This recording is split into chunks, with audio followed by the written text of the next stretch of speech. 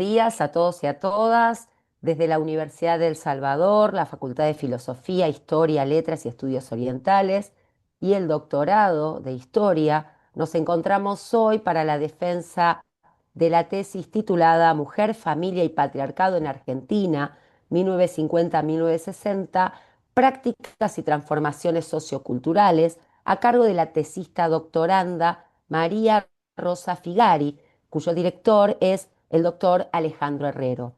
El tribunal que nos honra con su presencia está conformado por la doctora María Elena Martín, docente del doctorado, el doctor Leonardo Bizaguirre por la Universidad de Cuyo y el doctor Hernán Fernández por la Universidad de San Juan. Dándoles la bienvenida, te invitamos entonces, María Rosa, a presentar tu tesis. Bueno, muchas gracias. Bueno, yo más o menos tengo calculado el tiempo, así que espero que no sea que no me extienda más de lo que está reglamentado. Para comenzar mi defensa, quería comentarles cómo llegué al tema de tesis. En el año 2006, junto con mis colegas, las profesoras Laura Sacchetti y María Marta Jovanesian, fundamos el Centro de Investigación y Producción Cultura, Arte y Género en la Universidad Nacional de las Artes, bajo mi dirección y en el Departamento de Artes Visuales. Con el transcurso del tiempo, el centro de investigación fue consolidando el reconocimiento institucional, porque la Universidad Nacional de las Artes era nueva en ese momento. Publicamos libros y asesoramos tesistas de grado y de posgrado. Una de las preguntas que nos hacíamos era por qué la mujer estaba invisibilizada en la historia de la cultura y el arte. Entendíamos y entendemos que la nueva historia debe ser total, integradora, totalizadora, incorporando a las mujeres como sujetos históricos, como actoras sociales, que a la par del hombre llevan acciones significativas que construyen el hecho histórico. Pero nada se avanza científicamente repitiendo los tópicos, por reales que sean, de la opresión de la mujer, sin analizar y descalificar las múltiples legitimaciones que se han inventado los hombres desde la responsabilidad de la mujer en el pecado original a argumentos más o menos sutiles de pragmatismo funcional para mantener la situación en los términos de siempre.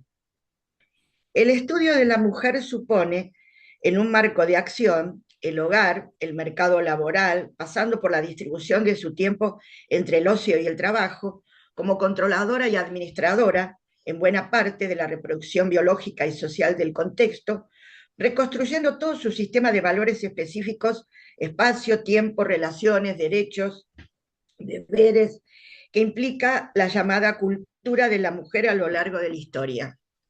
Una cultura que plantea problemas teórico-conceptuales, como el de la delimitación sexo-género y el de la biología-cultura, y que en cualquier caso tiene que asumir la insistencia de variables como la de la clase social en el análisis histórico.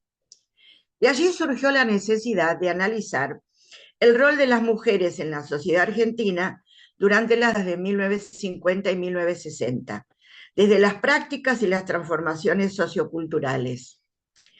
Reconocemos que los cambios producidos en este periodo cuestionaron la moral familiar y sexual, así como también los roles de género vigentes. El traspaso de los valores tradicionales de generación en generación se vino interrumpiendo o se vio interrumpido por la llamada década rebelde. Atendiendo a los cambios suscitados en el periodo mencionado, se hablará del marco previo y posterior a estas décadas, debido a que las transformaciones en el ámbito cultural son lentas y a veces imperceptibles. Vamos a la hipótesis. Retomando los interrogantes anteriormente planteados, nuestras investigaciones nos llevaron a la siguiente hipótesis. Si bien el periodo estudiado constituyó una etapa donde el modelo heteropatriarcal instituido fue cuestionado, no podemos hablar de una ruptura o un quiebre definitivo.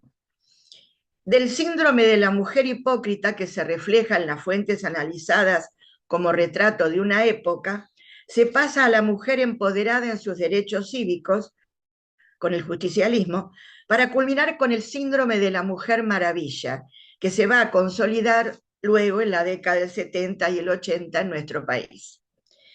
Esto nos permite afirmar que los cambios culturales que llevaban a la ruptura del modelo heteropatriarcal fueron muy lentos, insisto, y todavía aún hoy no hay resultados. Hay algunos resultados, pero no en forma total. Con respecto a las fuentes, teniendo en cuenta el papel fundamental que la industria cultural desempeñó en este periodo, proponemos una lectura sobre algunos registros de la prensa escrita, diarios, revistas femeninas y de interés general, la televisión y el cine, con el objeto de abordar la compleja conexión entre los medios de comunicación y los cambios culturales reflejados en la sociedad, caracterizados por la censura en los discursos que apuntaban a la píldora conceptiva y el aborto. Además, implementando la metodología de la historia oral, enriqueciendo nuestra investigación con entrevistas y testigos vigentes de la época y especialistas. Todo este material constituye nuestro corpus documental. Programas de TV, películas argentinas estrenadas durante el periodo, revistas de interés general y las destinadas al público femenino, incluyendo la revista Mucho Gusto y el programa de televisión del mismo nombre. Además, analizamos y destacamos especialmente algunos manuales destinados a las amas de casa, donde se ve reflejado cómo seguían y siguen perviviendo algunos mandatos medievales en la normativa heteropatriarcal. Vamos a ir describiendo capítulo por capítulo brevemente. Como habrán visto, la tesis cuenta con una introducción y 5 capítulos correspondientes a la década del 50 como primera parte y 5 capítulos correspondientes a la década del 60 con sus consideraciones finales. Como se menciona la década del 50 en la Argentina, generalmente se habla del papel que desempeñaron las mujeres en el ámbito político, dado que pudieron votar la ley de sufragio femenino, número 13.010 de 1947, y tener representación propia en el Congreso Nacional. Sin embargo, se soslaya en la bibliografía existente las transformaciones culturales que se produjeron en esa etapa. El problema cultural no ha merecido el mismo tratamiento que el político. Por ello consideramos que nuestra investigación contribuirá a poner luz en temas que no han sido suficientemente tratados. Entendemos que es imprescindible colocar a la mujer y a la familia en los procesos de mediana y corta duración como verdaderos agentes de cambio y transformación, atendiendo a las variaciones de clase, género y cultura. La irrupción del peronismo en la historia argentina inicia una época de grandes cambios. La mujer argentina obtiene derechos políticos, como dijimos, y además se incorpora más claramente en el mercado laboral. Ella debe ser la reina, madre y custodia del hogar, por un lado, y a través reclamar, con la base del humanismo universal y cristiano, la justicia social. La década del 60, por otra parte, está caracterizada como cuestionadora de los valores e instituciones familiares.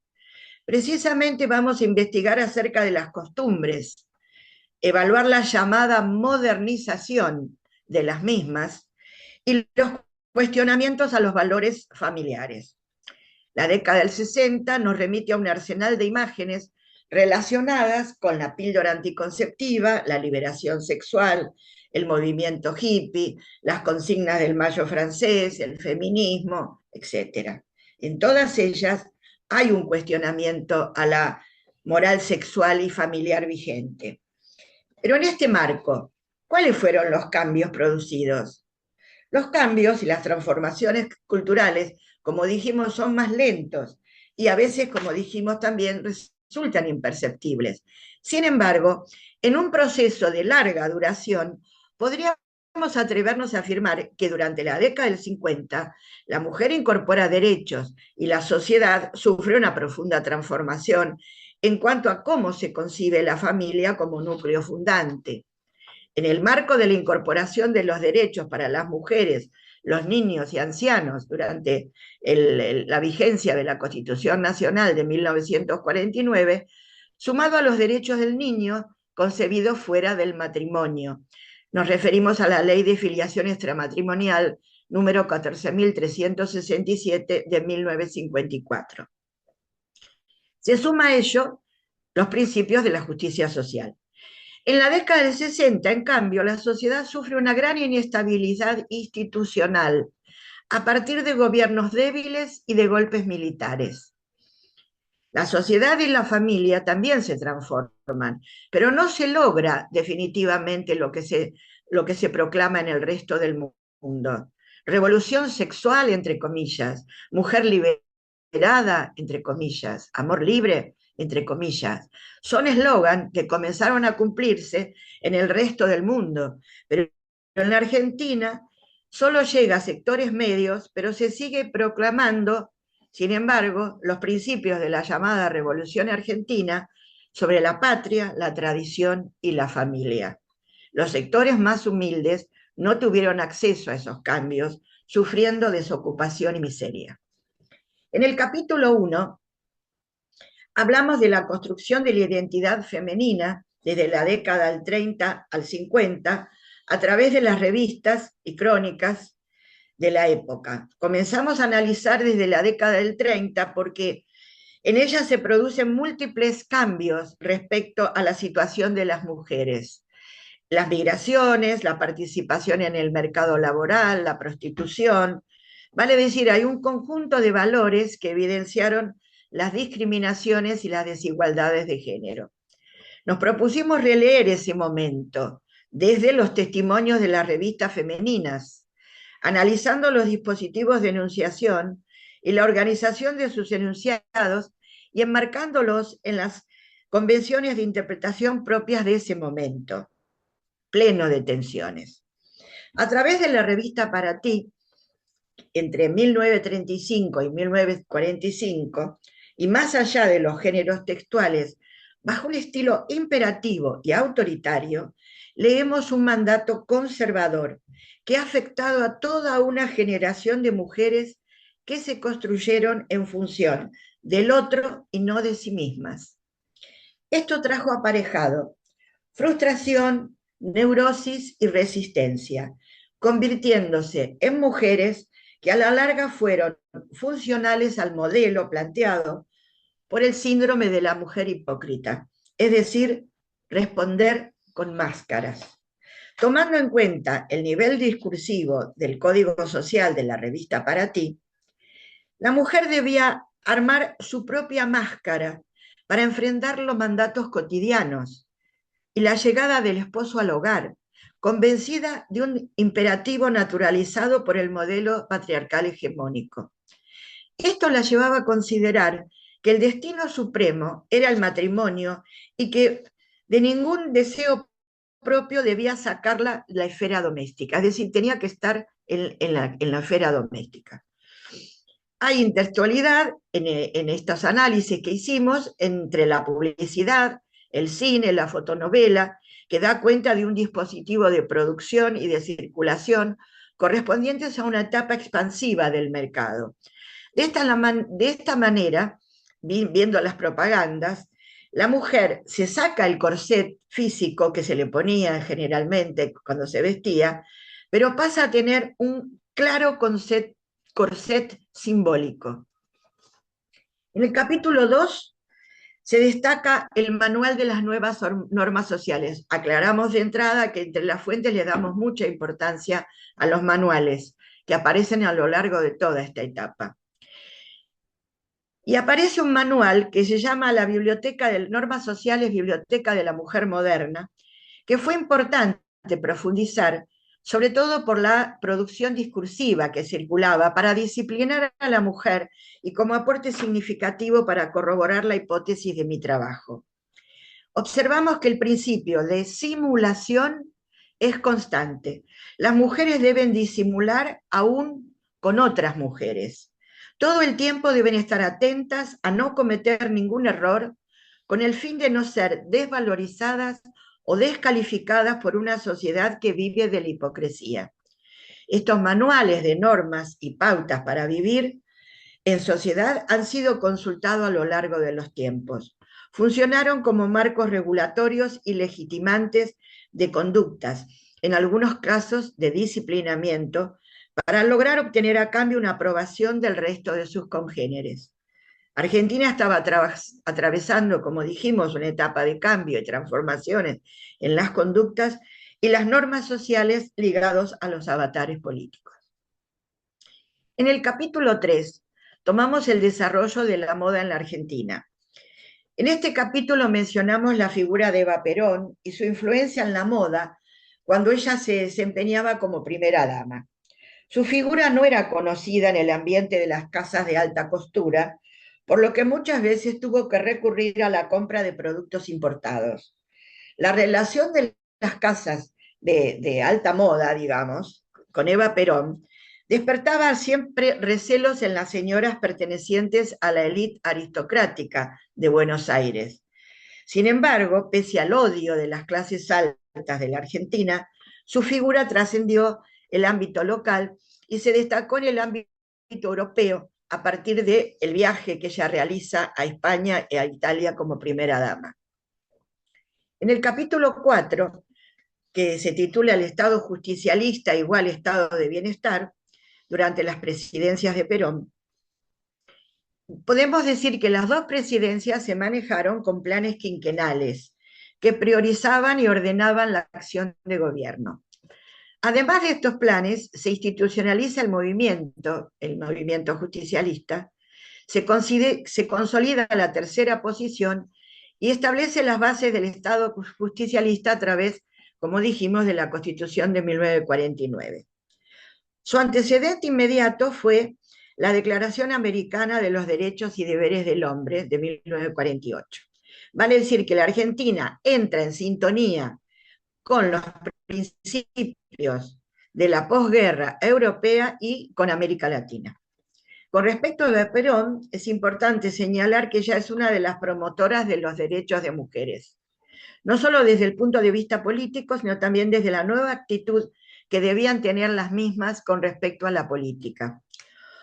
Una de las preocupaciones de Eva Perón fue la de combatir el analfabetismo en las clases bajas, que aprendieran a leer y escribir era fundamental, decía ella, para poder empoderarse. Se puede decir que ella no solo hizo hincapié en el sufragio femenino y la construcción del ala femenina del Partido Justicialista, también creó unidades básicas femeninas. Las mujeres votaron por primera vez en 1951, logrando la incorporación de un número significativo en el Congreso de la Nación: 58 diputadas y 19 senadoras a nivel provincial, 6 senadoras y 23 diputadas a nivel nacional, siendo este un número de récord mundial.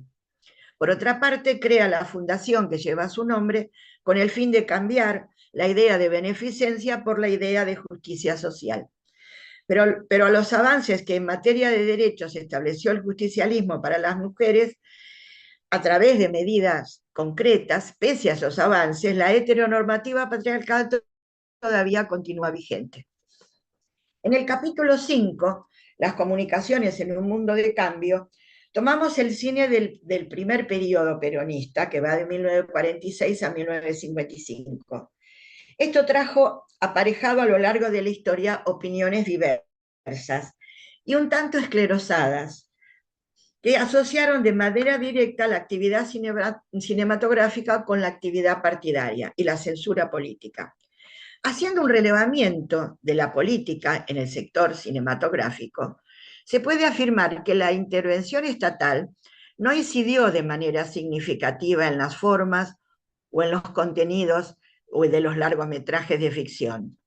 Nosotros lamentamos que el relato de Domingo Di Núbila pasa a ser el relato fundador y hasta canónico, con conceptos y juicios de ese periodista.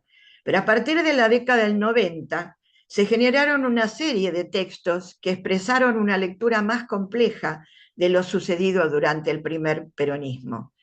Merecen destacarse, en el cine, ¿no? Merecen destacarse los textos de César Maranguelo por el uso eficaz del relevamiento de fuentes que hizo, así como las investigaciones realizadas por Horacio Campodónico. Resulta sumamente valioso el aporte también de Clara Krieger en su exhaustiva investigación realizada para su tesis doctoral en la Facultad de Filosofía y Letras de la UBA sobre el cine y el peronismo que la defendió en el año 2009. Si bien los roles de géneros tradicionales se conservaron durante el periodo peronista, la variedad de fuentes documentales que utilizamos nos permiten comprobar la existencia de nuevos modelos de la relación de las parejas y entre padres e hijos. Podríamos hablar de, entre comillas, la modernización de la domesticidad, cuyos indicios serían la existencia de un número mayor de divorcios, las prácticas de control de natalidad, libros sobre sexualidad, padres menos autoritarios y relaciones de pareja más equitativas. Este modelo es reflejado en el cine argentino. Uno de los aspectos destacados en el periodo es la preocupación por los hijos ilegítimos. La película emblemática es De Padre Desconocido, que lleva después a la sanción de la Ley de Filiación Extramatrimonial, que como ya dijimos es del año 1954. En la segunda parte, que son las transformaciones culturales bajo las dictaduras cívico-militares, ya entramos en la década del 60.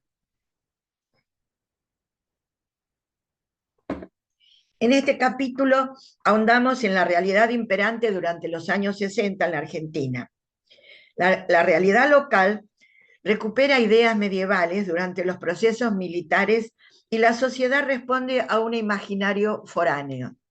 Si bien indagamos en el surgimiento de la llamada nueva ola, la revolución sexual, las píldoras anticonceptivas, el aborto, las prácticas de ocio, el consumo, el poder político encarnado en la figura de los militares, se intenta volver siempre a un imaginario previo. La situación de las mujeres en la década del 60 gira en torno a superar la disyuntiva entre ser ama de casa o ser profesional. Esta opción de hierro, según Mabel Burín, se ve reflejada en un número de la revista Mucho Gusto. La revista toma partido en esa elección que debe realizar la mujer entre la búsqueda de la felicidad dentro o fuera del hogar mediante un discurso prejuicioso evidenciado en las preguntas que aparecen reflejadas en el test profesional, que confunde las ansias de acceder a estudios universitarios y obtener derechos en el ámbito laboral con la idea de la masculinización de la mujer. Esto último entendido como la idea de que las mujeres que trabajan y o estudian buscan entrar en un ámbito tradicionalmente masculino y deben verse físicamente como hombres y tomar actitudes de mando como los hombres para ser respetadas. Esto es un poco la síntesis de la opción de hierro. En el capítulo 7, que se titula La mecanización del hogar, los mandatos sociales para las amas de casa devotas, decimos que en la década del 60, del 60, una de las características fue el despliegue de la tecnología que fue puesta al servicio del ama de casa. La imagen tradicional en el imaginario social presenta a la mujer como la pilar y guardiana del hogar. Dada la relación capitalismo-patriarcado-consumo, la mujer será el agente decisivo para orquestar políticas de marketing. Esto funcionará como una reafirmación de los arquetipos sociales. Las amas de casa modernas, entre comillas, debían consumir electrodomésticos y tecnificar el hogar sin modificar el rol de la mujer. Se insistía en el modelo de la mujer doméstica, que venía dándose anteriormente y se apoyaba en la profesionalización del ama de casa, aprovechando la mecanización de las tareas domésticas, asumiendo nuevas responsabilidades en su tiempo libre, generado por lo que les ocasionaban los electrodomésticos. El hogar se convertía en un sitio de prácticas de ocio productivo. Comenzó a pautarse el trabajo doméstico, el entretenimiento y el consumo entendido no solo para comprar, sino también para usar, para reparar, para mantener, para desechar. Y a ello se sumó el uso del tiempo y del espacio, donde se percibían las identificaciones y las desigualdades de género. Un claro ejemplo de lo que le hicimos es un manual que era muy común en la época, que se titulaba 365 días sin servicio doméstico, que plantea todas las tareas posibles que debe saber un ama de casa dentro del hogar, desde tostar café, hacer fiambres, fabricar jabón, hasta confeccionar una estantería o arreglar las tuberías de la cocina. Pese a que la década del 60 es considerada como revolucionaria, para la condición social de la mujer en realidad, el mundo capitalista regula las transformaciones entre lo antiguo y lo nuevo mediante una representación simbólica engañosa que se visualiza a través de los medios de comunicación. No se modifica el rol tradicional de la mujer, porque queda supeditada al hogar mecanizado. En el capítulo 8, Feminismos en la Argentina y en movimientos feministas alrededor del mundo, la década del 60, como dijimos, es considerada una década en la que comienzan a aparecer los movimientos de liberación femenina. Sin embargo, la situación política que se vivió en la Argentina a partir de 1955 no dejaba espacio público para que las mujeres se organizaran y salieran a la calle a luchar por sus derechos. Debieron organizarse en la clandestinidad, enfrentándose con múltiples riesgos para la difusión de sus propuestas. Como ya dijimos después de la caída del presidente Juan Domingo Perón, los militares libertadores, entre comillas, junto con el apoyo de vastos sectores de la oposición, tomaron el poder y establecieron medidas que tendieron a quitar derechos a la población. Fue necesario indagar en los movimientos feministas del mundo y proyectarnos en las décadas del 70 y el 80, evidenciando la articulación en la Argentina de políticas que apuntaran a la liberación femenina, confirmando una vez más que los cambios culturales son lentos e imperceptibles. En el capítulo 9, que se titula Jóvenes liberadas, sexualidad femenina controlada, como ya dijimos, esta etapa histórica de 60 tiene profundas transformaciones, ya sea en el ámbito social, político y también en el de la vida privada. Estos cambios interconectados tuvieron características distintas a las transformaciones culturales que se dieron en Europa y Estados Unidos para la misma época, donde los movimientos contraculturales tomaron como bandera la opresión sexual y las discriminaciones de género. En la Argentina, en cambio, en el periodo, comenzó a resquebrajarse el modelo de domesticidad femenino, que otorgaba respeto y decencia a las mujeres que basaban su vida en el matrimonio heterosexual e indisoluble. En un sector acomodado de la población, las hijas de las llamadas señoras gordas buscaban otro modelo de acuerdo a los estándares de los países europeos y los de Estados Unidos. Allí se aceptaba el deseo sexual, la realización a través de la profesión, el rechazo a ser ama de casa. Y entre las revistas de la época, la revista Claudia se posicionó como la revista de la mujer moderna dirigida a mujeres de cierto estatus social.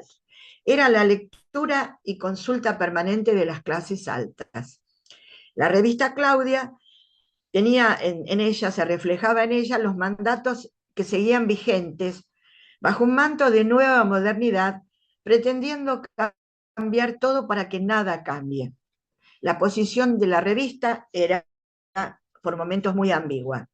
Los cambios culturales evidenciados en estas revistas no registraban rupturas en el ámbito del hogar, tampoco en la división sexual del trabajo, en donde las tareas ya sean domésticas o la crianza de los hijos, según la revista, le corresponde a la mujer. Si bien los artículos de estas revistas reflejaban la queja de que las mujeres abrumadas por los trabajos domésticos y el aparente menosprecio de los mismos en la vida real, seguía todavía vigente la naturalización de las tareas domésticas por parte de las mujeres. Estas debían soportar ese yugo, ya sea que fueran amas de casa, ya sea que fueran estudiantes universitarias o profesionales en ejercicio, hasta que la tecnología moderna, como dijimos antes, lavarropas, aspiradoras, secarropas, etcétera, etcétera, alivianara esas pesadas tareas naturalmente femeninas. El fenómeno en América Latina se intensificó a partir de la aplicación por parte de los Estados Unidos de la doctrina de la seguridad nacional, que se impartía en Panamá en la Escuela de las Américas. Así pudimos ver en la década del 60 y después con mayor intensidad en la del 70, como toda América Latina dejaba de ser democrática, imponiendo regímenes militares que afianzaban la seguridad de los estadounidenses, suponiendo que de esa forma se podía controlar el avance del comunismo. En realidad se estaba cuidando el llamado patio trasero, el cual abarca desde México hasta Tierra del Fuego, y al mismo tiempo se apoyaban los endeudamientos de los países que los integraban. A través de medios muy sutiles, América Latina se hacía cada vez más dependiente del capitalismo apátrida.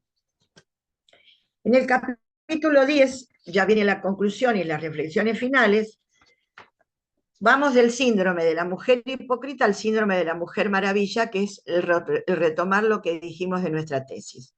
Retomando nuestra hipótesis, el periodo estudiado fue una larga etapa donde el modelo heteropatriarcal se cuestionó, pero no llegó a ser una ruptura o un quiebre definitivo. A partir del extenso análisis de fuentes y contextualización de la época, corroboramos que los términos acuñados en este trabajo, como síndrome de mujer hipócrita y síndrome de la mujer maravilla, dan cuenta de las transformaciones del rol femenino en esta sociedad. Ambos se caracterizan como máscaras que va adquiriendo la mujer en su sociabilización. Es la máscara con la que se adapta a la demanda de la sociedad. Naturalizan formas de accionar y de ver ser que no responden a una motivación intrínseca de los sujetos femeninos.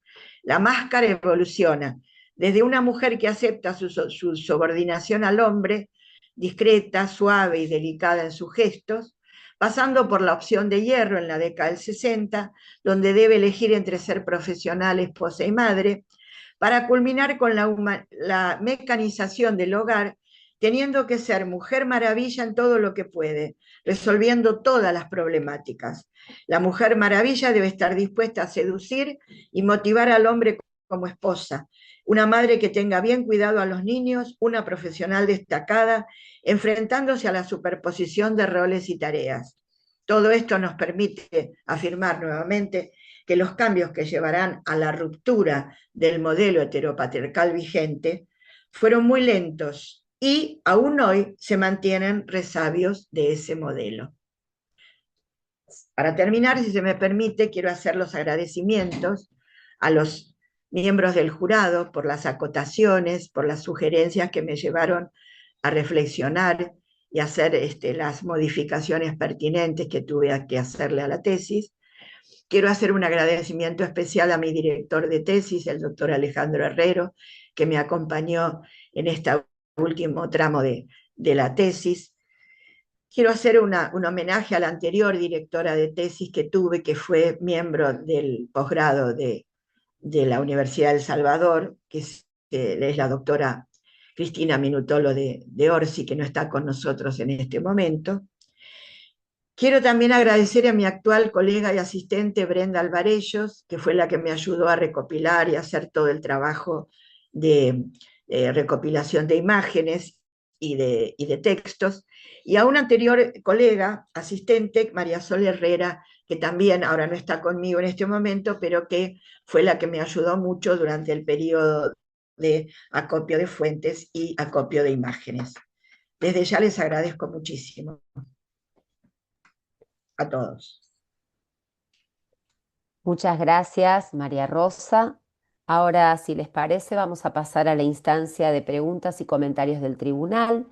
Les vamos a pedir a cada uno de ellos que hagan esos comentarios y preguntas y luego de todas estas intervenciones, María Rosa, vos vas a tener la oportunidad de poder dar respuesta o hacer algún comentario al respecto.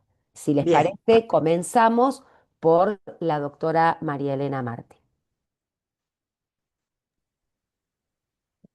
Bueno, le iba a dar la palabra a a los jurados externos, que me parece que correspondería que comiencen, pero bueno, comienzo yo por felicitar a María Rosa por su tesis, por el esfuerzo, digamos, que se nota de una primera versión a la última versión. Creo que ha cobrado cohesión interna la tesis, ha, logrado eh, mejorar la presentación de los datos. Los datos estaban en la primera versión, pero estaban en una versión más desordenada, en la que se perdía la hipótesis, se desdibujaba, por un lado, el periodo histórico que María Rosa se había propuesto analizar. Si bien lo hemos discutido con el resto con los otros integrantes del jurado cuando hicimos el dictamen conjunto, si bien se notaba que había este, una lectura muy importante de fuentes y que había logrado estudiar ese periodo histórico, aparecía desdibujado con capítulos que tenían más peso en la estructura, capítulos que dibujaban el contexto que los propios capítulos que hacían alusión a las décadas en estudio, cosa de que se ha resuelto muy bien en esta segunda versión y celebro que así sea.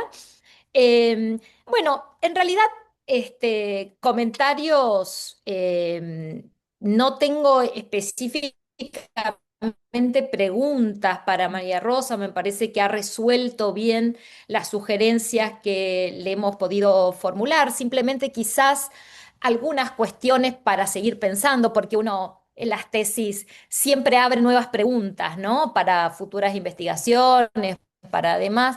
Si por ahí se te había ocurrido, o quizás vincular con los discursos históricos sobre las mujeres, sobre los que han trabajado autoras como Nulia Varela, como Amelia Valcárcel, ¿no?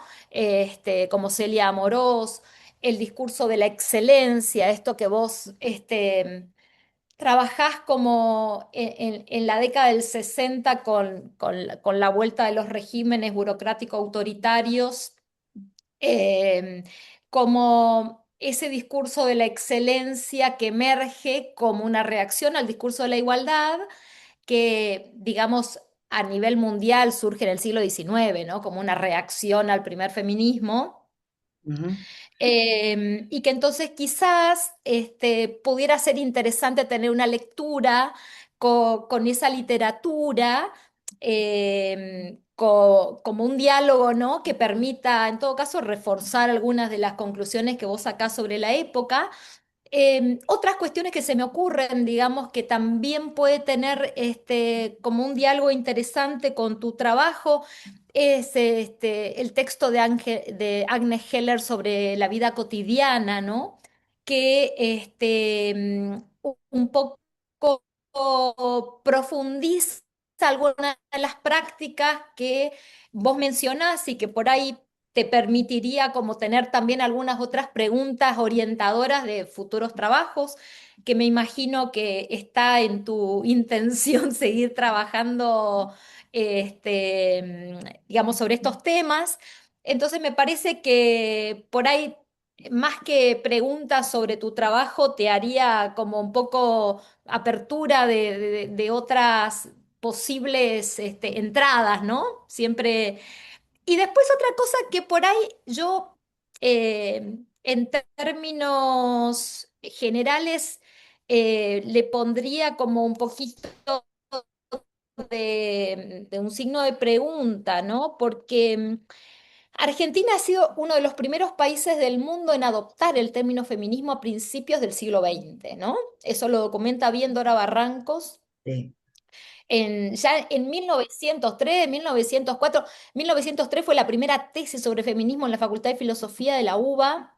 sí, Y el término se adopta en la literatura de la época, digamos, y hay a principios del siglo más de 20 centros feministas documentados asociados a sí, los partidos políticos, al socialismo, al anarquismo, digamos, sí, y algunos otros centros independientes.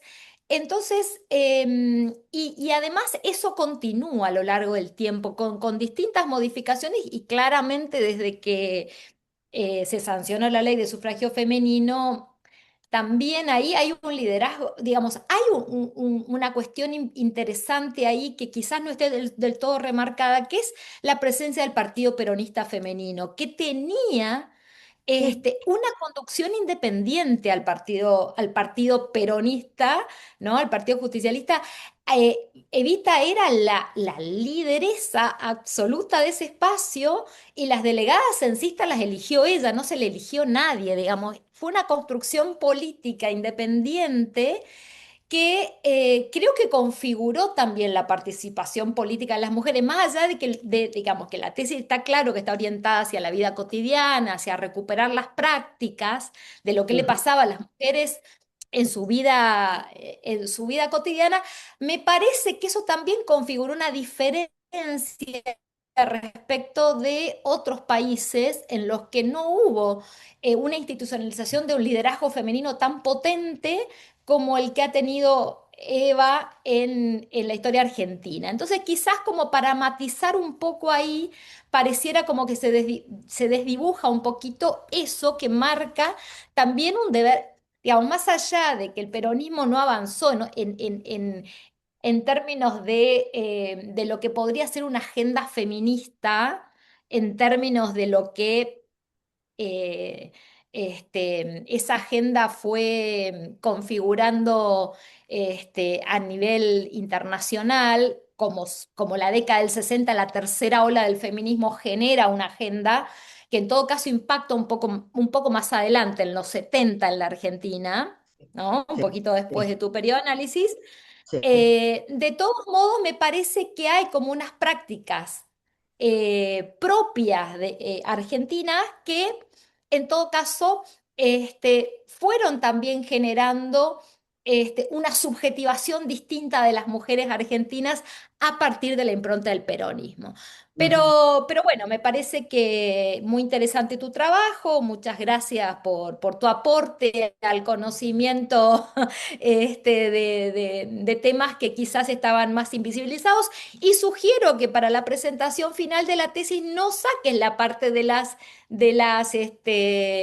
imágenes, que eran un hermoso anexo que tenía la primera versión y que no encontramos en la segunda parte, porque más allá de que hemos sugerido que se redujera la extensión, era sobre todo de los primeros capítulos que estaban un poco desordenados, si se quiere, que ahora se reordenaron, pero que ese acervo documental es muy interesante Sí, sí, y es un muy buen complemento de tu trabajo.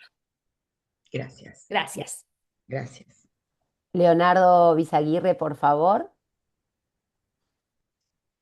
Bueno, ¿se me escucha bien? Porque recién estaba medio cortado. Sí, Bueno, perfecto. Bueno, María Rosa, un gusto conocerte personalmente. Viste que uno gracias. por lo general lee tesis o lee trabajos y siempre invisibilizado el lugar de enunciación. Voy a empezar primero por las cuestiones que me parece que han sido ganancia y que has logrado estructurar algo muy interesante, como esta tesis. Primero, comparto con María Elena, hubo una transformación de la tesis, hubo muchos ajustes interesantes. Comparto con ella también que el corpus documental y sobre todo las imágenes eran muy ricas. Yo eso hubiese también preferido que no lo sacaras y que principalmente algo que yo vi como un problema era tu necesidad de empezar muy atrás a contar lo que querías contar para llegar al problema. Y bueno, para mí ese fue uno de los temas que consideraba que deberías haber empezado de lleno con el tema. Directo. Y ahora también noté una distancia entre la oralidad, entre vos contando lo que estaba pasando y la tesis. Entonces, bueno, entiendo que había también entiendo que has hecho un acopio muy impresionante y has hecho un archivo interesante, que por momentos también te ha avasallado la cantidad. Y eso yo lo entendí cuando vi la primera vez la tesis. Mm, Porque voy a ir y venir, ¿no? Quiero que se entienda que es un diálogo, porque sí. algunas cosas pueden sonar más. Mm, Yo lo que sí sentí en falta fue una estructura metodológica y teórica un poco más, por momentos, explícita, porque ahora que te escuché relatarlo, encontré esos elementos funcionando, algunos más mencionados, otros menos, pero justamente esa estructura metodológica y epistemológica más explícita hubiese ordenado de modo más criterioso y más coherente todo el trabajo de fuentes que era muy grande. Entonces, te voy a mencionar yo tres tópicos y después te voy a hacer las preguntas pertinentes para que no, o sea, primero charlemos y después te hago las preguntas para que no sea tan desordenado. sí. Em, yo siento que por eso, que hubo un trabajo de archivo muy interesante y que por momentos no se le pudo sacar todo el jugo que podían dar, por lo menos obviamente, en la vida que tenemos corta y limitada, em, por una cuestión más metodológica y epistemológica.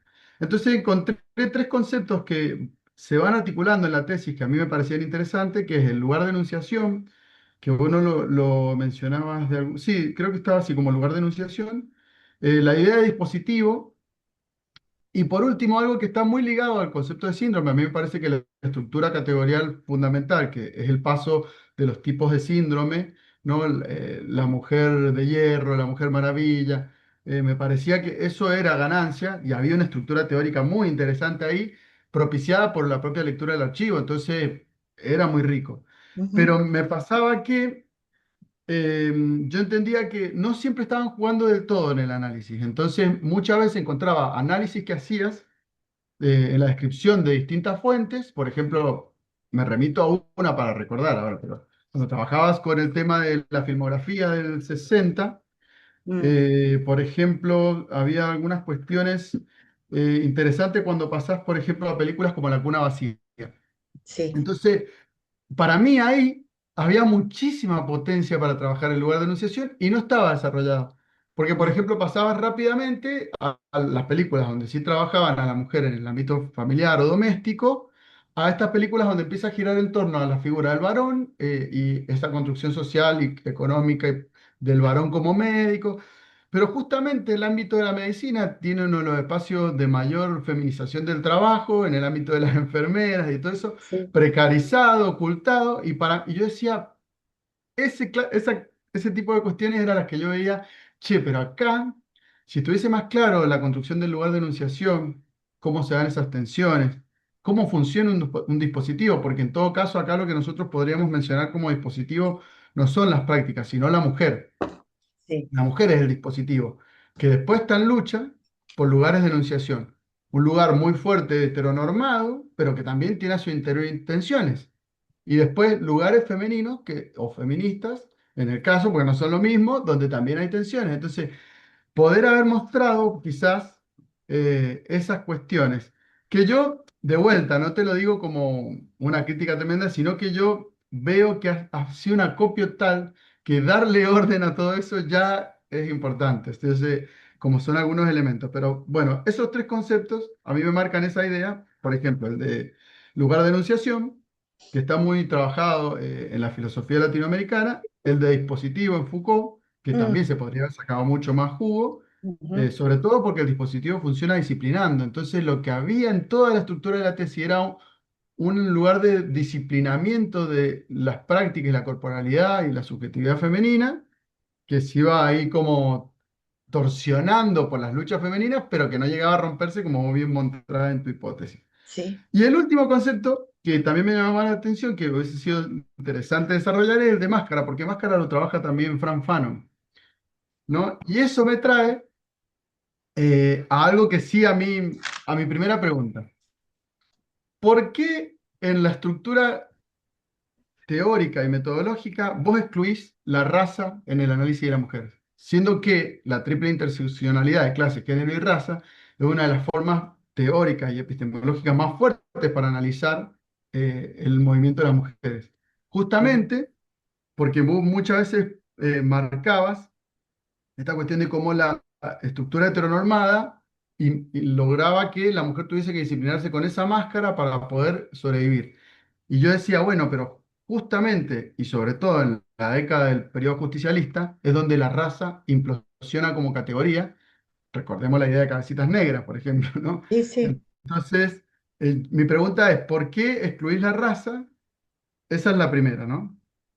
¿Sí? De esta triple interseccionalidad. La segunda pregunta es, si vos lográs reconocer en cada lugar el lugar de enunciación del poder, como sería el lugar de enunciación hegemónico, porque justamente las películas y las revistas que analizás son producidas de un lugar de enunciación de clase media alta, Ujú, blanca, ujú, heteronormada. Vemos a Tiner, o sea, vemos todos lugares de enunciación que son varones heteropatriarcales, pero no cualquier varón. Entonces es interesante, sobre todo en esa estructura cultural. Entonces, si vos lográs encontrar quiénes son esos varones que escriben eso y o ese lugar de enunciación más, podríamos decir, hegemónico frente al diferencial que es de las mujeres que disputan. ujú. Esa es la segunda pregunta. Y la tercera pregunta es si vos me podés desarrollar de algún modo cuál fue la estructura, los dispositivos metodológicos.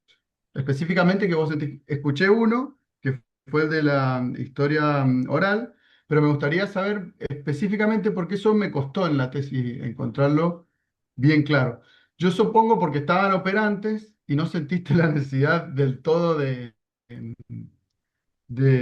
expresarlo, pero sí me pareció un punto para que desarrolles. Bueno, gracias. Igual felicitaciones, me parece un trabajo muy arduo el que has hecho. Gracias. Hernán, doctor Hernán, perdón.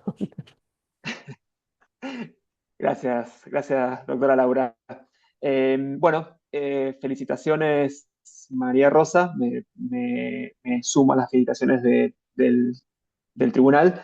Es un trabajo bastante amplio que denota y lo corroboro en base a la exposición oral de muchos años, muchas décadas de trabajo que según lo que pude rastrear en base a la tesis, se remonta a la década de 1980, más o menos el inicio de tu etapa sobre la investigación del tema. Sí. Entonces, bueno, muchas de las cuestiones que voy a plantear tienen en cuenta toda esta trayectoria. Me voy a detener en algunos puntos, digamos, sobre lo que implican estos varios años trabajo que están presentes en la tesis. Bueno, yo voy a leer algunas cuestiones que fui haciendo, o sea, efectué anotaciones previas en base a la lectura y ahora, bueno, se suman algunos puntos en torno a la defensa oral. Eh, Brevemente, me sumo a esto de, bueno, que ya lo planteó el resto del jurado. Eh, Coincidimos en que, bueno, la primera versión era muy extensa y sobrepasaba el tema propuesto y por ello, bueno, prestaba claridad al mismo. Sin embargo, bueno, en esta versión final, varios de esos puntos fueron salvados y por ello resulta posible pasar bueno, como dije, apuntar algunas cuestiones en torno a la defensa oral y, bueno, y a lo que es la última versión de la tesis escrita. Eh, Tomando en cuenta, bueno, esto que vengo planteando, la tesis gana en calidad en esta última versión al recortar, bueno, en cantidad de páginas, lo cual se traduce en mayor precisión al momento de centrarse en el tema principal de interés. En torno a ello, quiero destacar que la misma pasa de una primera versión de unas 600 páginas a esta segunda, que son 300 páginas. Al mismo tiempo, hay otra manera de presentar el contenido al permitir al lector acceder mediante dos partes al amplio desarrollo del tema. Y justamente, bueno, entiendo que estos significan datos positivos al traducirse en mejoras para ofrecer una consulta más amena y, si se quiere, didáctica del tema principal y de los temas complementarios. Creo que, otro punto, creo que el trabajo en su nueva versión logra también o consigue problematizar con mayor precisión el tema. La tesis, bueno, bien lo dijo María Rosa, bueno, parte de una hipótesis central dirigida a exponer cómo en el periodo seleccionado el modelo heteropatriarcal no logró romperse a pesar de los fuertes cuestionamientos. Asimismo, en un nivel hipotético más preciso, en ese proceso es posible dilucidar diversos modelos o síndromes que significaron funcionaron como elementos de disputa para consolidar ciertas aptitudes femeninas y criticar otras. La utilización de estas herramientas intelectivas permite avanzar sobre el objetivo principal del trabajo, centrado particularmente, como dice la autora, en relevar la utilización de las imágenes como dispositivos pregnantes de los mandatos sociales.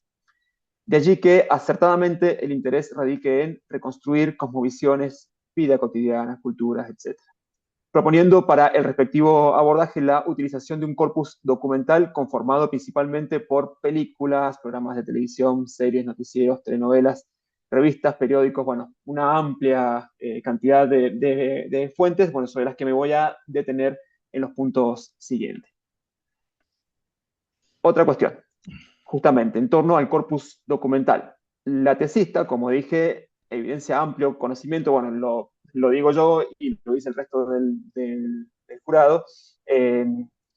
Este manejo del amplio corpus pone en claridad, digamos, un amplio conocimiento respecto al material existente para trabajar el tema seleccionado, como así también destreza investigativa para indagar las aludidas fuentes. En ese sentido, más allá de las fuentes principales, es posible observar una extensa variedad de fuentes secundarias empleadas en el transcurso del trabajo. Para referir a algunos casos, en este punto, la autora expone el modo en que, bueno, por ejemplo, la revista Para Ti y la Biblioteca de la Mujer sirvieron para imponer patrones de conductas acorde a los requerimientos de la época. Asimismo, recurre al cine con el fin de analizar los usos políticos de ciertas películas. Por ejemplo, bueno, la mencionada de Padre Desconocido y su utilización durante el primer peronismo para abordar la condición de los hijos ilegítimos. Además, resulta destacable la lectura efectuada de algunas revistas circulantes en la década de 60 y 70, bueno, como Claudia, Confirmado, Muchacha, cuyas líneas editoriales ponían en circulación dos grandes modelos de mujer, al decir de la tesista, para el momento, la moderna y la liberada. Para cerrar, quiero detenerme nuevamente en esta cuestión de que gira en torno a la amplia trayectoria de la tesista, que es algo que se ve reflejado en el escrito, bueno, y como dije, ahora en la defensa oral en torno a décadas, a años de trabajo. Entiendo precisamente que la amplia primera extensión de la tesis respondió a estos conocimientos desarrollados, bueno, en estos años de investigación. El escrito permite apreciar justamente al menos tres tipos de producciones efectuadas por la doctoranda y que ayudan considerablemente a apuntar al desarrollo de la tesis. Primero, puedo distinguir publicaciones escritas en coautoría, por ejemplo, artículos de Bombachas, Corpiños y otras galas, 10 estudios sobre mujeres, tísicas y neurasténicas, mujer y empleo a principios del siglo XX, bueno, entre otras publicaciones. Segundo, también quiero destacar que la autora efectuó entrevistas, es decir, también es parte de la construcción de su corpus. Ella refiere a entrevistas a Margarita Otones, Minutolo de Orsi, bueno, entre otras figuras. Y bueno, el tercer punto es de índole teórico-metodológico. En este aspecto también es necesario resaltar que el proceder previo de la tesista le permitió acuñar junto a su grupo de investigación el concepto, por ejemplo, bueno, de máscara de hipocresía o bien síndrome de la mujer hipócrita. Es decir, la referida experiencia investigativa posibilitó sumar herramientas intelectivas de propia autoría para la comprensión del objeto. En relación a ello, la tesis gana en originalidad por ser la misma investigadora constructora de una parte de su propio corpus y participar de la discusión teórico-metodológica. Creo que esto es un punto fuerte de la tesista y por ello, insisto, considero necesario dedicar, bueno, un tiempo para destacarlo. Finalmente, bueno, en relación a lo manifiesto, mis preguntas principales consisten en la cuestión metodológica, bueno, en esta llamada la cocina de la investigación, la naturaleza de las fuentes. Es decir, no es lo mismo pensar la función para la cual fue pensado un manual o una película o un código, bueno, etcétera. Es decir, si se te presentaban algunas problemáticas en torno a esta naturaleza del corpus. Y finalmente, en torno a la conclusión. Es un apartado que quedó extremadamente corto en comparación con el amplio desarrollo de la tesis. Me gustaría saber por qué la opción de dejar tan acotadas estas consideraciones finales, y bueno, en base a tu experiencia y en base a todo lo que has trabajado en la tesis, es como que me quedé con ganas de presenciar aún más tus reflexiones en torno al tema. Bueno, eso nada más, María Rosa, felicitaciones, muy lindo el trabajo. Bueno, muchas gracias. Sí, yo les quiero agradecer infinitamente todas las acotaciones que ustedes me hicieron y me señalizaron. Como usted bien decía, yo vengo trabajando desde la década del 80 porque tuve una compañera que lamentablemente falleció, con la cual publicamos por primera vez, éramos muy jóvenes, ya habíamos terminado nuestra carrera en la Facultad de Filosofía y Letras de la Universidad de Buenos Aires. Hicimos un primer artículo incursionando justamente en revistas femeninas, y de allí surgió, que se titula De bombachas, corpiños y otras galas, que está señalada en la tesis, y de allí surgió el tema de el síndrome de la mujer hipócrita, porque nos llamaba la atención poderosamente que en los avisos de las revistas aparecían mujeres atormentadas por los nervios, use el depurativo Richelieu, por ejemplo. O sea que la mujer, la cuarentena ponían, entonces a los 40 años ya la mujer estaba, de manera tal que nos dio la pauta, sobre todo los artículos básicos del Código Social, que era un apartado de la revista Para Ti, donde le decían a la mujer que tenía que ser sumisa, que tenía que esperar al esposo con la comida preparada, que no tenía que plantearle ningún tipo de problema, en fin, fueron saliendo cosas así. Yo continúo siendo directora de un programa de investigación, y yo creo que la tesis ahora, viéndola como ustedes me la marcan y como ustedes también la ven, podría trabajar con cada capítulo y profundizar más, mucho más cada capítulo. De repente, de las 50 películas que vi, porque a mí me encantan las películas argentinas, sobre todo de ese periodo, hay mucho para contar y decir. Lo mismo pasa con, bueno, de los testigos presenciales que hablábamos, la señora Margarita Otones, que falleció lamentablemente, pudimos hacerle en su momento la entrevista oral. Ella era vendedora de tiendas de la época, entonces nos contaba qué es lo que pedían, cómo se pedían las cosas, qué tipo de instrumentos y de vestidos se podían poner las mujeres, nos hablaba mucho del tema del corset, en fin. En el caso de Cristina Minutolo fue porque ella colaboró con la revista Mucho Gusto y se prestó entonces a la entrevista. En el caso del doctor Mario Rovere fue para la parte de salud, porque hay una parte dentro del apartado que yo marqué en uno de los capítulos, donde hablo de la Constitución del 49, pero también hablo del tema del Ministerio de Salud, cómo se crea el Ministerio de Salud y cómo eso influye también en la vida de las mujeres, al ser más cuidadas, al ser más controladas, en fin. Me resulta medio difícil ahora recordar exactamente todas las preguntas que me hicieron, pero yo creo que mi desafío ahora es seguir profundizando, porque el material que yo tengo de imágenes de todo lo acopiado, los manuales, que tengo 4 o 5 manuales, todo es para trabajarlo mucho más. Cada capítulo representaría, es como si yo estuviera dentro del eje del eje programado en la investigación, mi viejo maestro de la facultad, el doctor Pérez Amuchasti, que nos enseñaba que había un eje de referencia y que de ese eje de referencia podía después irme como por caminos distintos. Bueno, acá yo creo que es para seguir profundizando cada capítulo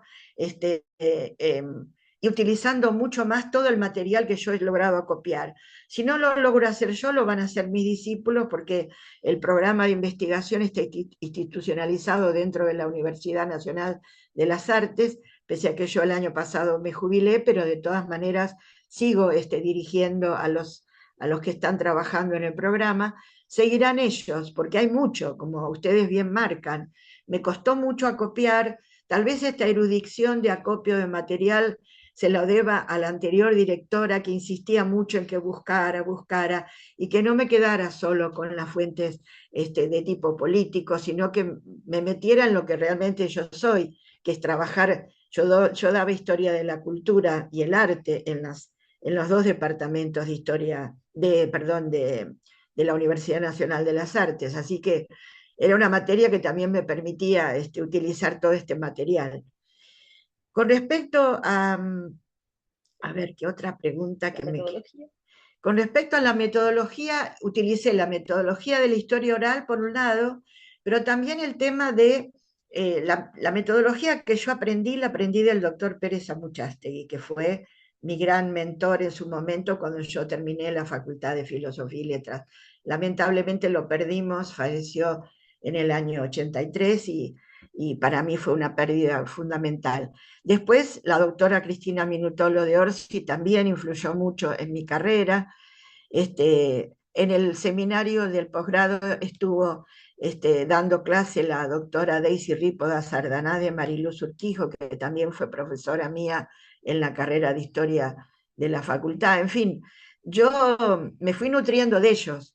La metodología que, insisto, trabajé es tratar de utilizar, como era un enfoque sociocultural, todos estos elementos que me permitían ir viendo este panorama sociocultural.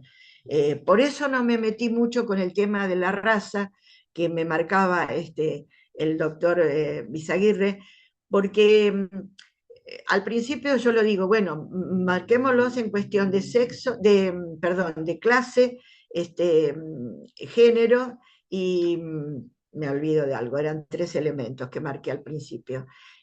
Como que, por ejemplo, en la cuestión de raza, es cierto que, que el peronismo habla de los descamisados y habla de los negros, de los marrones, como querramos llamarlo, o como todavía se siguen llamando. Pero si yo me limito al tema de, sobre todo yo que viví en el conurbano bonaerense, en el conurbano bonaerense no solamente estaban los marrones, sino que también estábamos los blancos de clase pobre, baja, y entonces me pareció que el concepto de clase lo podía superar al concepto de raza en ese aspecto, como que el padecimiento de las políticas de los poderes lo padecíamos todos, seamos blancos pobres o negros pobres. Es decir, lo importante que me señalan de Eva Perón, que yo no lo profundicé demasiado, pero que lo tengo en cuenta, es que Eva, primero cuando ella se impone para tratar de crear el Partido Peronista Femenino, que hay una tesis muy interesante que yo marco, está en la bibliografía de la Universidad Nacional de 3 de Febrero, que habla justamente del Partido Peronista Femenino. Lo interesante es que ella crea las unidades básicas eminentemente femeninas y dice, ningún hombre tiene que estar a cargo de la jefatura de esta unidad básica. Las unidades básicas van a ser mandadas o comandadas por mujeres. Por otro lado, el tema de la exaltación que ella hace de superar el analfabetismo de las clases bajas para empoderar a las mujeres, pero también les da en las unidades básicas, les da cursos de corte y confección, peluquería, tejido, mecanografía, taquigrafía, como para que la mujer de muy bajo nivel económico pueda empezar a conocer o trabajar o empoderarse a medida que va avanzando en su propia educación. Es decir, tratar siempre de elevarse en ese estado de bienestar que plantea el justicialismo. también ella defiende, como decía muy bien la doctora Martín, ella defiende la postura de las mujeres a tal punto que crea el ala del partido, es decir, hasta el día de hoy un poco es la que origina todo el tema del tercio, ¿no? De que las mujeres hay un tercio dentro del justicialismo que es para las mujeres, un tercio para el sindicalismo y un tercio para lo político, es decir, que de alguna manera estas primeras mujeres que llegaron al Congreso fueron, como digo en la tesis, fueron un récord, porque dentro de América Latina no existía una cosa tan poderosa y tan fuerte. Bueno, no sé si estoy contestando las preguntas, pero bueno, con respecto a la extensión de la conclusión que me preguntaba, yo creo que tengo mucho más para decir, pero también tengo mucho más si lo prolongo en el tiempo, es decir, tengo que enmarcar este proceso de corta duración en un proceso de larga duración. Yo creo que todavía hoy no hay resabio de todo eso, como que todavía se siguen discutiendo estas cosas. Por ejemplo, para ponerles un ejemplo, en la Constitución del 49 se habla ya hay un artículo que habla de la patria potestad compartida entre hombres y mujeres. Y resulta que después se vino todo para atrás y recién en el año 85 en la Argentina se vuelve a hablar de patria potestad compartida. Es decir, que en la historia argentina de estos últimos años son avances y retrocesos. Cuando hablo del patio trasero no se está pasando lo mismo en este momento, es decir, como que hay avances y retrocesos. Entonces todavía tengo que enmarcar todo esto que tengo, profundizarlo mucho más, quedaría para hacer algún par de libros más, me parece, y seguir con la misma problemática. Por eso mis conclusiones son hasta ahí.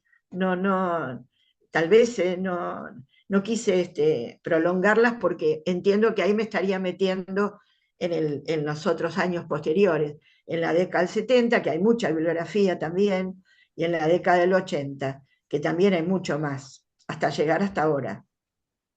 No sé si me estoy olvidando de algo, porque fueron muchas. Pero yo vuelvo a insistir, estoy con la idea de seguir. Esto está abierto ahora. Si yo logro pasar esta etapa, empezaré de vuelta capítulo por capítulo, entonces dedicándome a cada una de las cosas que fui acopiando. No sé si respondí. ¿Quieren hacer alguna repregunta, comentario Claro, sobre la base de los referidos de la tesista? Yo Sí, quisiera, sí. sí, sí, quisiera señalarle un poco que no quise en la primera, que la cuestión de la conclusión sí. tiene que ver con la relación en relación a tu hipótesis, ¿no? Y que eso es lo que a mí me parece, y que ya lo han señalado mis otros colegas, como que la parte metodológica, al estar un poco floja realmente en la descripción, quizás coincido en que tu exposición oral queda como un poco más, más ordenado la propuesta, ¿no? Y lo que vos te proponías hacer, pero sí la conclusión de una sola página no resulta pertinente en una tesis doctoral en la que lo interesante es recuperar esa hipótesis y quizás la comparación entre las dos décadas con los principales ejes temáticos que vos trabajaste eh, para analizar, bueno, qué cambió, cuáles son las continuidades y las rupturas entre ambas décadas en las que vos identificaste una serie de cuestiones a analizar, que entonces quizás eso sí tenga sentido agregarle una reflexión adicional a esa conclusión. Ujú, Y recupero algo que señaló Leonardo, sobre la cuestión de la máscara, que vos la trabajás, que también es algo vinculado con América Latina y la recepción del discurso moderno, ¿no? Que lo señala Octavio Paz, por ejemplo, en El laberinto de la soledad. sí, Digo, que es un concepto que va más allá quizás de lo que vos observaste, pero quizás un mecanismo de defensa que tiene América Latina frente a discursos que le resultan extraños en distintos momentos históricos. No para Ujú. que lo tomes, sino como un elemento más en la reflexión, pero sí creo que ameritaría que en la conclusión le sacaras un poquito más el jugo a tu tesis, porque digo, una sola página de conclusiones de un trabajo extenso y que abarca tantas variables, es recuperar esa hipótesis, recuperar tus principales hallazgos y darle una nueva lectura en esa conclusión, a partir de todo lo que se desprende de tu trabajo realizado. No se espera que en la conclusión vos trabajes temas que después se resuelven mucho más allá en el tiempo. No se espera que te metas en la década del 70 ni del 80, sino que compare la década del 50 y la década del 60 en las variables principales que vos te planteaste. Entonces, esa partecita Ujú. eh, es la que no quedó del todo bien resuelta en el trabajo escrito, que insisto, está muy bien, está mucho mejor que la primera versión, pero afinar un poquitito esa conclusión sería para mí deseable para Ujú. como parte del trabajo que venís haciendo. Sí, yo Nada traté más, de así. ir, yo traté de ir haciendo pequeños cierres al final de cada capítulo como para ir concluyendo de a poco, pero la síntesis es de la mujer hipócrita a la mujer maravilla y en este momento estamos todavía con la mujer maravilla, es decir, que fíjense que se sigue prolongando, ¿no?, el tiempo, porque es no solamente la crianza de los hijos, ser la reina del hogar, ser una buena profesional, sino que también entre las cosas que aparecen en las revistas aún hoy, en revistas femeninas, es el tema de que la mujer cuando llega a la casa el esposo tiene que estar para seducirlo, para sexualmente agradable, bueno, todo el tema del cuerpo, bueno, en la década del 80 y el 90 se hace mucho más hincapié en eso, pero bueno, sí, yo Sí, que acepto. también ha sido conceptualizado como doble jornada laboral en el marco Sí, del sí, feminismo, digamos, que sí, tiene, sí. digamos, otras conceptualizaciones vigentes en la teoría, que está bien, digamos, uno me Sí, parece además, creativo también el ponerle tema, otros nombres, pero me no, es que, por parece. ejemplo, en la década del 50 se habla de tarea, de la tarea doméstica, y no se le da importancia en el Producto Bruto Interno a lo que la mujer aporta.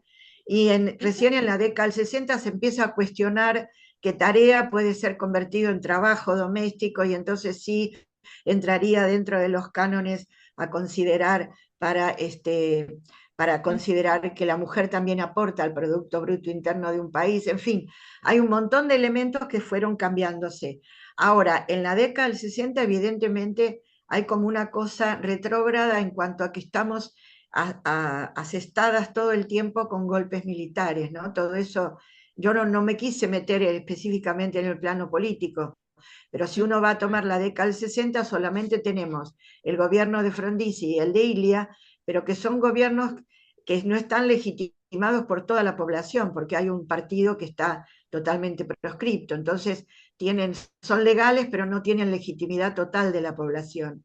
De manera tal que estamos en una época, esa década, si bien para el mundo la situación era distinta, para la Argentina y para América Latina, porque no nos olvidemos de los golpes militares, el del 64 en Brasil, por ejemplo, para poner cómo se van desencadenando esos golpes. Y el tema de las escuelas de las Américas y la teoría del patio trasero, que también está vigente y que está marcando el proceso de la década del 60. Yo les agradezco mucho estas cosas que me están señalando porque me van a servir a futuro para seguir profundizando en la investigación y seguir aprovechando todo este material que yo en la segunda parte no les mandé las imágenes precisamente porque me parecía que iba a ser muy largo el trabajo, pero de las imágenes que mostramos, que preparamos para el PowerPoint, no tiene nada, es decir, son escasas en relación a lo que yo tengo acopiado. Por ejemplo, una de las cosas que encontré como una joya fue el plan quinquenal ilustrado. Entonces aparecen todas las ilustraciones, son como 100 y pico de páginas donde aparecen las ilustraciones del periodo peronista impresionantes. Bueno, y desde ya que las películas, las fotos que sacamos, que logramos sacar de las revistas, fue muy, como me señalaban los otros miembros, fue mucho trabajo. Y voy a seguir trabajando mientras pueda. Si Dios me da vida, voy a seguir trabajando. Gracias. Leonardo, habías levantado la mano para... Sí, gracias, Laura. Sí, Bueno, María Rosa, comprendiendo que todo proceso de investigación tiene que tener tramas y idas y venidas y correcciones, sí, y también entendiendo que la producción de conocimiento se da entre pares, ¿no? En este espacio, eso es lo sí, más rico. sí. Yo quiero hacer algunas correcciones que me parece que voy a ampliar lo que dije recién. Mm, Yo venía viendo este problema metodológico desde el título. El título es ujú, demasiado abarcativo, entonces la construcción del concepto de subjetividad de la mujer era muy abarcativo y entonces cuando uno hace categorizaciones tan abarcativas no dice nada.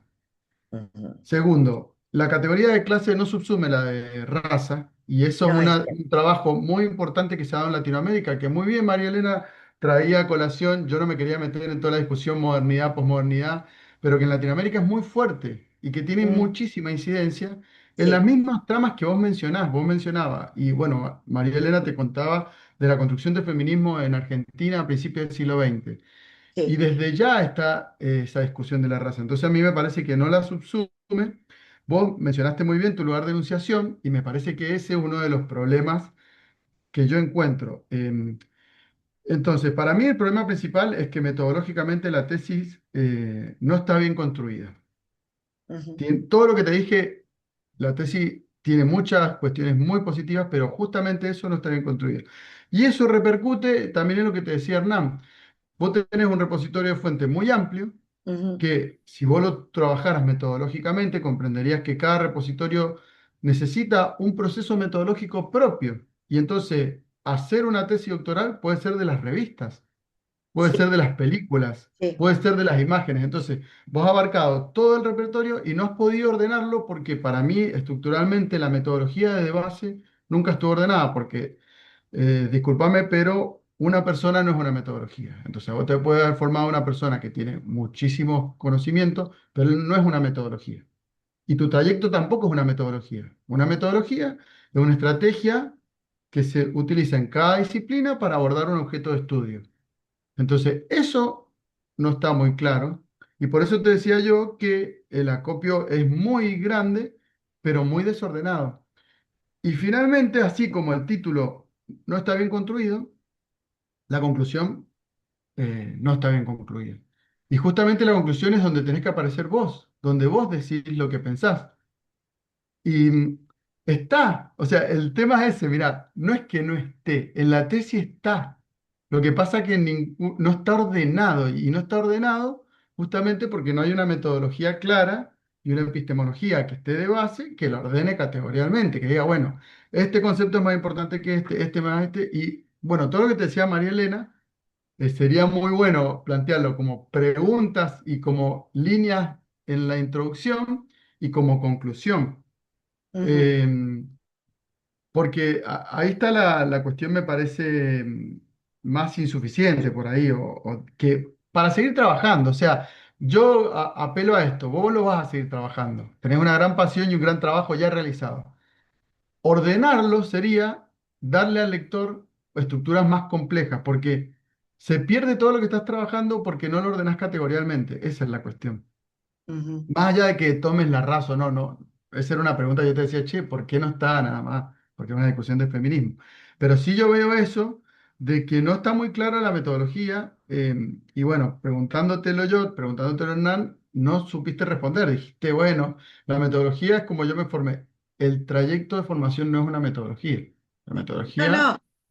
Bueno, a ver, yo lo que aprendí básicamente cuando hice los cursos de metodología, inclusive el que hice en el seminario de doctorado, uno parte de lo que se llama la etapa heurística, que es la búsqueda de material. Yo he hecho un acopio muy importante de material y luego básicamente sigue la etapa hermenéutica, que es la etapa de interpretación de los contenidos y la organización para llegar a una hipótesis. Es decir, yo básicamente lo que hice fue tratar de hacer eso.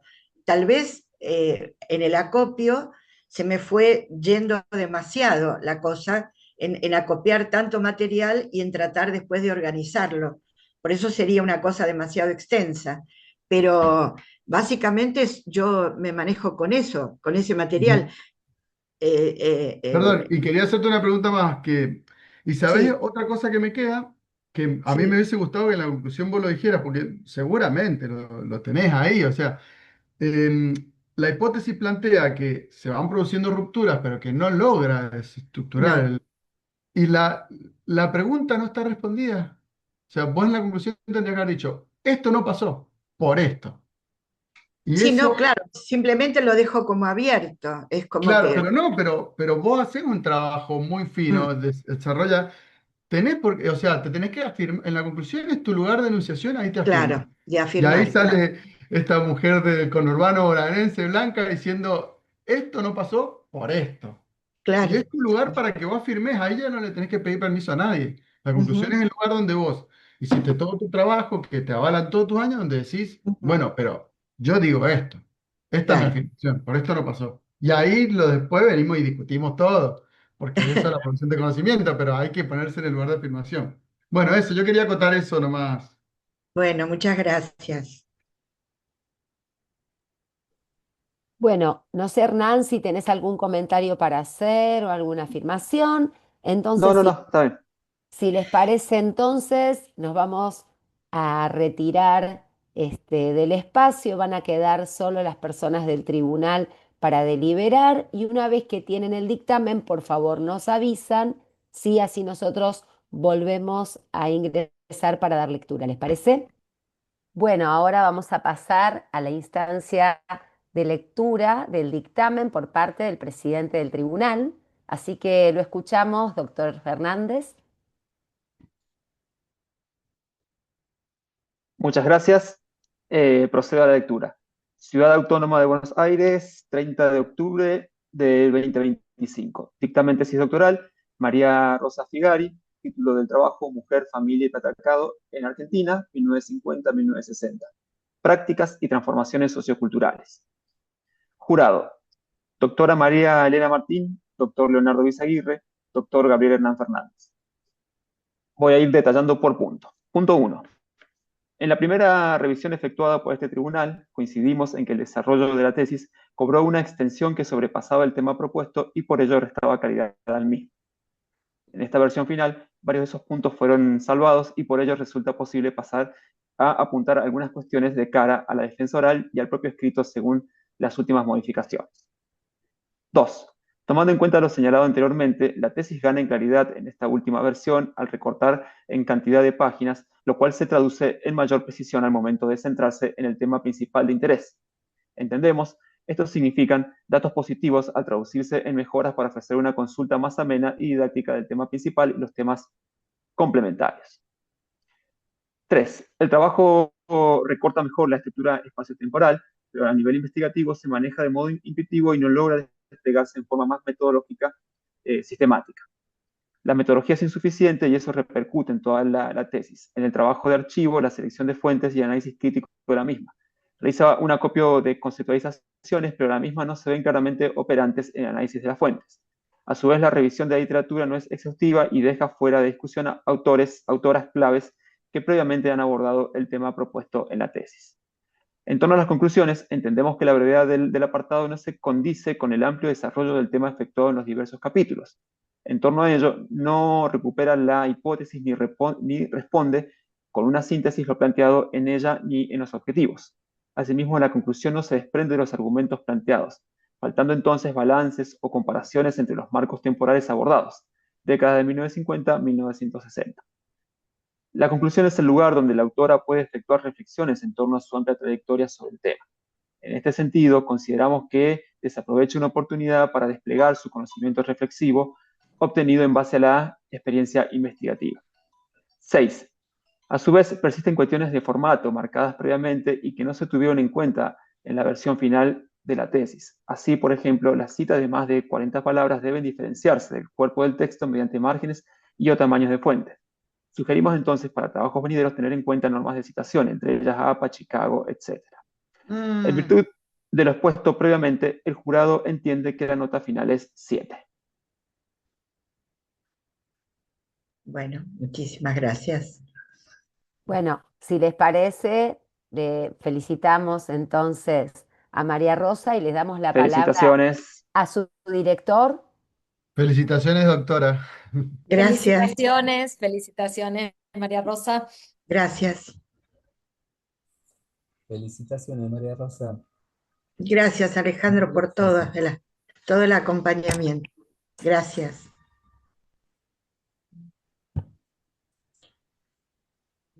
Bueno, entonces, habiendo finalizado este acto, agradecemos desde ya al tribunal por la participación, por el esfuerzo, por haber leído y acompañado a la tesista, al director y a María Rosa por este momento. Les damos un aplauso, y un abrazo.